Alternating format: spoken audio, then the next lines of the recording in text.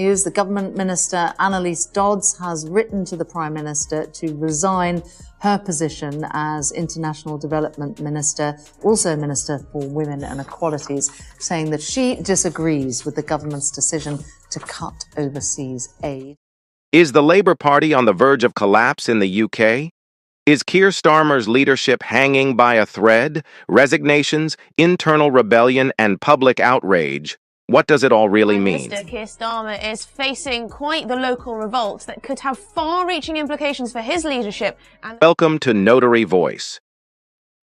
Today's video dives deep into the growing crisis inside the UK Labour Party.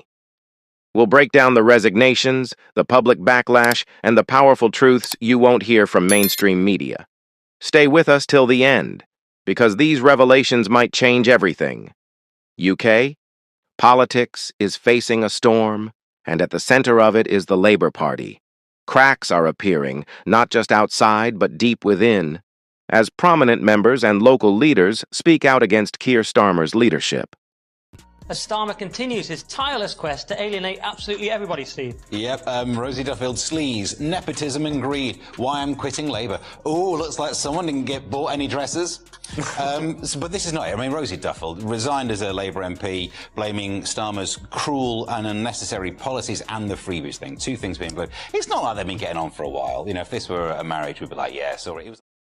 Rosie Duffield, MP for Canterbury, walked away from the party in September 2024. She called Starmer's policies cruel and unnecessary, pointing to benefit. Cuts like the winter fuel allowance reduction and the continuation of the two-child cap. She even accused Starmer of being greedy, nepotistic, and out of touch. The symbols of the nativists, right? Which then they have control of them in many ways. And in the past, I said, let's not let them control them. But before you can have your own take on these symbols, you have to unpack them and have those difficult conversations. The Labour Party has to come to terms with its own difficult history of racism, whether it's Jim Callaghan's racist Immigration Act of 1969, whether it's New Labour's attack on migration and immigrants when it was in office, or Gordon Brown's dog whistling politics and slogans of British jobs or British workers. We have to have that conversation as a party, as a country, and as a nation. And I don't see that happening yet. I don't see that opportunity being taken up Black Lives Matter. And until we do, then that means that they control those symbols. And that means that we are in effect saying, well, we're not going to unpack them. We're just going to go, hey, look, here they are. Annalise Dodds, the former International Development Minister,